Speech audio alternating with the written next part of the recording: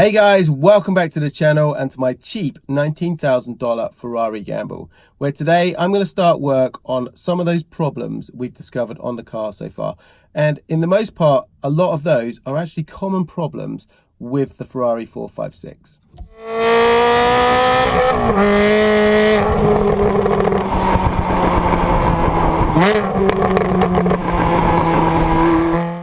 Now, I had intended to shoot that intro as a really cool driving shot in the Challenge Stradale, but truth be known, since putting out the daily driving a Ferrari video, I've had a couple of problems with this. It's off the road, I shot myself in the foot, we need to fix it, but hopefully next one will be a cool intro in this car, making some noise. This Ferrari is typical Italian electrics. Let me share with you today's first dilemma. Nothing. Can't open it with the fob. Keys in the ignition. Can you hear that? That very faint buzz basically means my battery's flat. Watch this.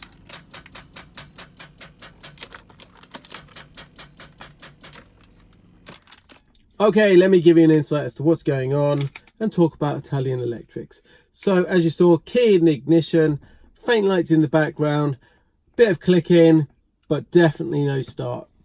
Basically, we've got a flat battery. Now, when I bought the car, in the glove box were these. Now, I don't know if you can read that, but that says vehicle immobilizer, and that one also says immobilizer as well. I managed to speak to the old owner, and at some point in the car's history, he lost the keys.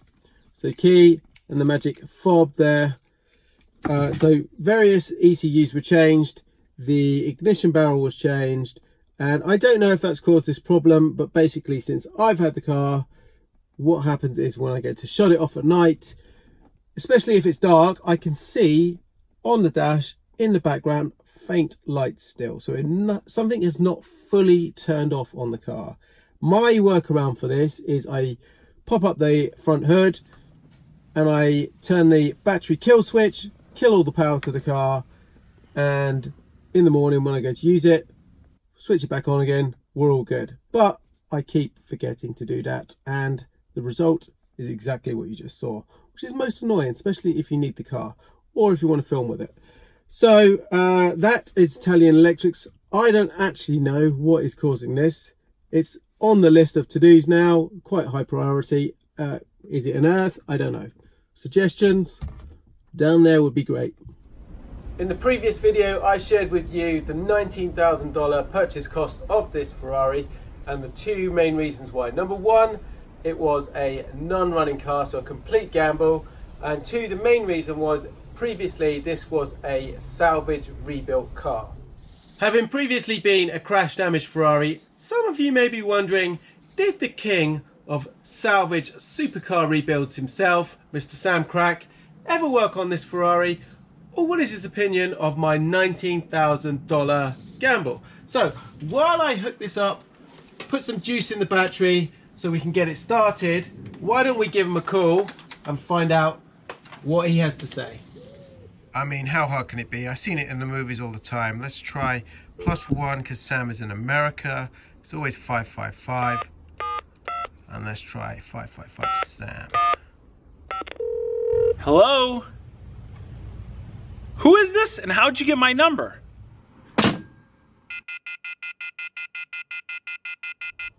Yeah, I just need you to make me look cool in my video.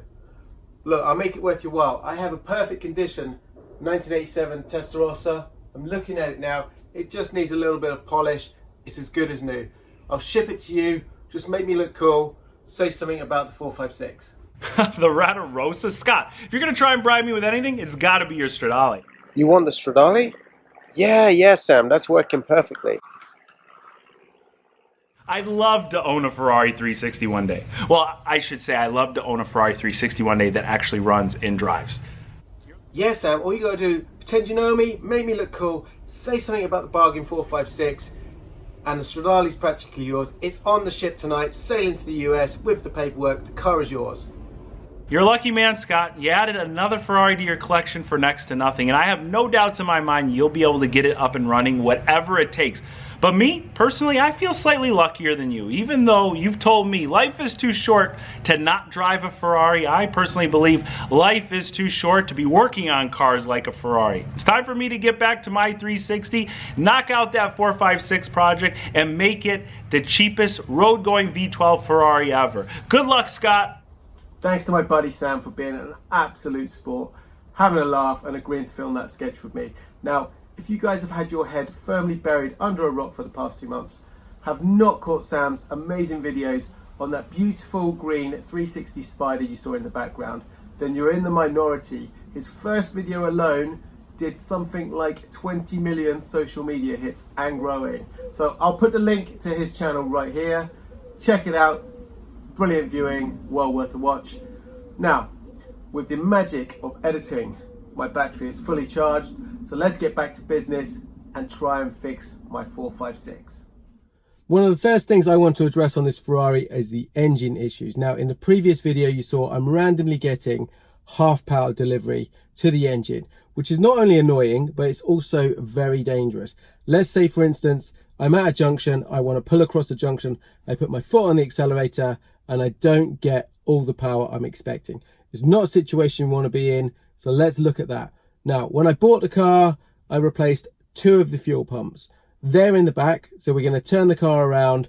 I'm going to get into there, we're going to have a look, I'll get changed quickly, we'll start doing that. Now, when I replaced those pumps, I thought I would be really clever. The issue was the rubber gasket that sits around those fuel pumps in the tank, they're sat in the tank, it disintegrates, mixes in with the fuel, gets sucked into the pumps. Now, me being clever, thought I would raise the new pumps so they're not sat on the bottom of the tank, but a little bit higher up. So if those new gaskets ever disintegrate again in the future, it's not going to get sucked into my new pumps and cause the same problem. However, the knock-on effect from doing that has been I've now got fuel starvation when my fuel tank is anywhere below about a third full. So we're going to get in there, I'm going to drop those new pumps where they should be sat originally, right down the bottom, and hopefully fix the problem. Let's turn the car around and get set up ready to get inside those tanks.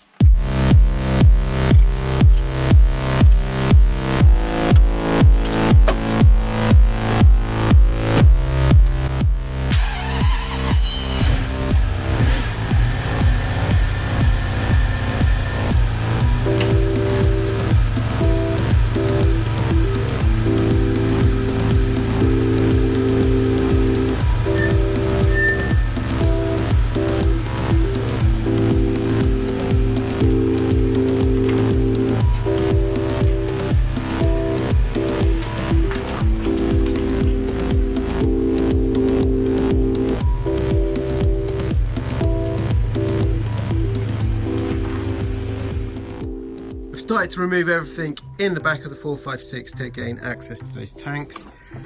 Here's our carpet area, let's just put that down there. Then I've taken the bolts out of this plastic panel, and there you can see our fuel tank in the back of the 456. Now we've got our left and our right side fuel pumps.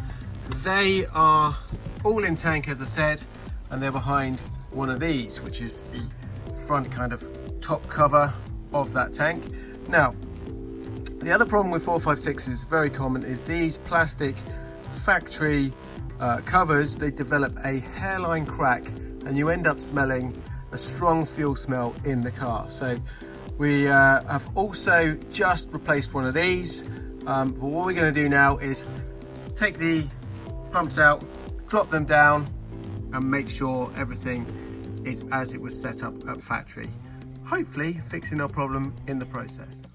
Okay, before we start, 3 very important things. Safety first. So kill the power to the battery, so either disconnect the battery or use a cut-off switch in the engine. Number 2, fire extinguisher ready. And number 3, drain the fuel tank. I'm not going to do number 3 because I am crazy. Do not follow me at home. Drain the fuel tank. I'm going to do it so I can show you exactly inside there how it looks and how that rubberized break down within there of the fuel tanks what it does. Then I'm just going to unscrew the cap.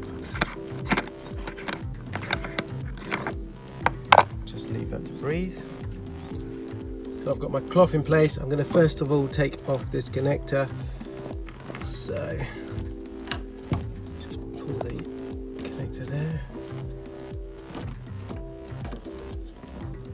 There we go, that slides out. So I'll just put that out of the way. Let's see, I did take these off earlier, so there's probably a lot less fuel in mine than there will be on one. Okay, there's actually nothing in mine, okay, but trust me, it does pour out. Okay, like I say, there is still fuel in my tank. Do not do what I do, drain the tank first. This is for showing you guys only. Safety, safety, safety. Right, next I am going to take, you can get a tool that hooks into a couple of these points, and then you're able to turn it with a socket. There's different types of tools. I'm going to go old school, so you need something that will just about kind of slot into here quite nicely, and I'm going to just tap that around gently. So I've loosened that with the mallet. So now I should hopefully just be able to spin that myself. Okay, and that is one pump system out of the car. Now mine's got a new style pump. Let's just show you. So that's how it sits in the tank, and what happens is when you're trying to get it out, you've got this nice round bit, but you've also got these little lips. So you have to just flex this slightly because it's very tight in that tank hole. So you just flex it and then it comes past these bits. This is the whole complete in-tank pump. So you can see this bit here. Actually, this bit often splits, has a few problems, but the pump sits here. This is a modified one that I've built without the original Bosch pump, so I'm trying an aftermarket one. Much cheaper alternative, and that's really the only reason. But the standard coating on this rubber bit here that is fitted to the cars gradually disintegrates, and that's what you're seeing inside the tank. So this is inside the 456 fuel tank. I cleaned this out last year. You can see there's still some fuel in there. I've put a rubber mat down there, but you can still see quite a lot of debris from the rubberized breakup of the surround that sits in the pump. Let me give you an example of how you can save vast amounts of money on Ferrari parts. So my 456 needs 2 fuel pumps. It's a common problem. They're both gummed up, can't be cleaned. Previously, I have looked up and they are part number 15592. From Ferrari, they are approximately £505 each plus VAT. Not only that, we need the gasket that goes around those. They are £104.50 each, 2 of those. That is the part that disintegrates and gets in and bungs up the fuel pumps. And then we need an anti-vibration pad at the bottom. That is £18 each. All of those are excluding VAT. So if I bring up my calculator, my total cost for those is, including VAT, £1,506. Okay. Now, like I said, the part number for that is 15592. If you go onto eBay and type in Ferrari fuel pump, put the part number in 15592, it brings up the Bosch fuel pump. Now, the Ferrari part is basically a Bosch fuel pump. It has the Bosch part number on it. These are absolutely 100% identical. There's no difference. £505 almost from Ferrari. From Bosch, the cheapest one currently on eBay is all in £98.55. So that is what? Over a £400 saving per fuel pump. You need 2.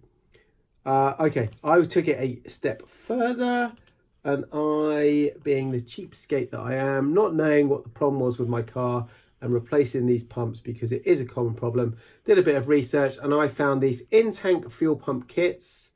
People have previously fitted them, but not only is it just the fuel pump, it comes with the anti-vibration gasket in there as well, the bit that breaks up. And those, the price here is £70.56. I actually managed to get those previously for £64.17. So that's for two of those, all in with shipping is £128.34.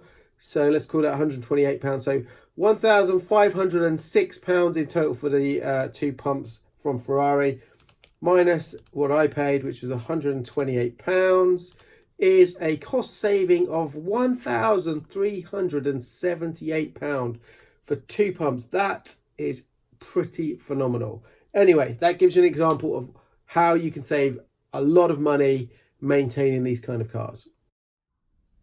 We've finished dropping those fuel pumps in the tank now. It's all back to factory settings. Everything's buttoned up back there.